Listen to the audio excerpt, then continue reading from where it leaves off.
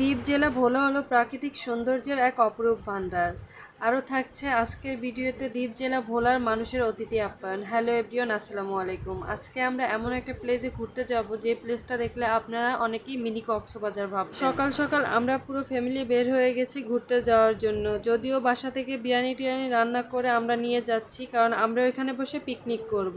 এই তো আমরা একটা অটো নিয়ে রওনা হয়ে গেলাম আমাদের রাস্তায় যেতে যেতে ভাবলাম যে আমরা আজকে কলা পাতায় খাবো। যেই প্ল্যান সেই কাজ, আমরা চলে গেলাম কলা পাতা কাটার। এখান থেকে আমরা কিছু কলা পাতা সংগ্রহ করে নিই আমাদের দুপুরের খাবারটা সেরে ফেলার জন্য। মাশাআল্লাহ, কি অপরূপ দৃশ্য! এটা শুধু ভোলা জেলায়। এই দৃশ্যটা ফোনে দেখতে যতটা না সুন্দর, তার থেকেও বেশি সুন্দর বাস্তবে। নিজের চোখকে যেন নিজেই বিশ্বাস করতে পারতেছিলাম না। আল্লাহর অপরূপ সৃষ্টি কত বেশি সুন্দর।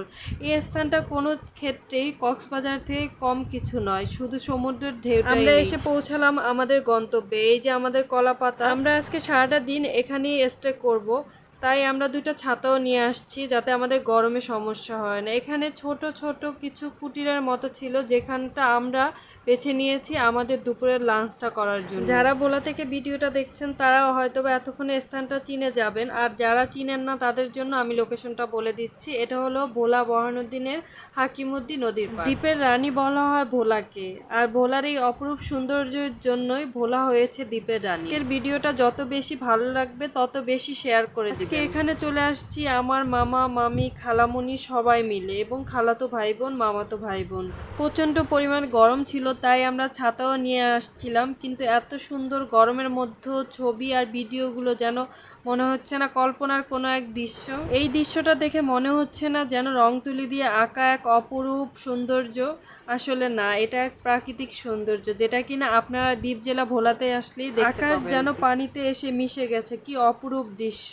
সুবহানাল্লাহ। আমরা সবাই মিলে সানলাইট থাকতে থাকতে একটু ভিডিও ক্যাপচার করে নিচ্ছিলাম। হয়তোবা টাকা দিয়ে আমরা অনেক দূর দূরান্তে ঘুরতে যাই, নিজের বাড়ির আশেপাশের জায়গাগুলোতেই ঘুরি না। আর দেখুন নিজের বাড়ির আশেপাশের জায়গাটা কত বেশি সুন্দর। এখানে মারু পাখিটা অনেক বেশি হ্যাপি ছিল।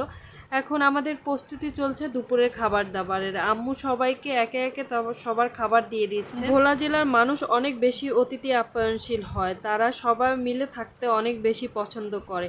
আপনি ভোলাতে দেখবেন যৌথ ফ্যামিলির পরিমাণ অনেক বেশি, আর বিবাহ বিচ্ছেদও খুব কম। এই যে দুপুরের খাবার দাবার সবাই খাওয়া দাওয়া শুরু করে দিয়েছে, আর আমাদের ঠিক পাশেই ছিল একটা দোকান। আমরা একটা প্যাকেট সেই দোকানদারকেও দিয়েছি। দোকানদার ভাইও খুব আন্তরিক ছিল, আমাদের যখন যেটা লেগেছে সে হেল্প করেছে। আর এই জায়গাটা একটু অপরিষ্কার ছিল, সে ঝাড়ু টাড়ু দিয়ে ক্লিন করে দিয়েছে। আর আমাদের ভোলার মানুষ কিন্তু গরু বা মাংস বা মুরগি সব কিছুরই হাড্ডি খেতে অনেক বেশি পছন্দ করে, সেটা আমার বোনকে দেখে আপনারা বুঝতে পেরেছেন।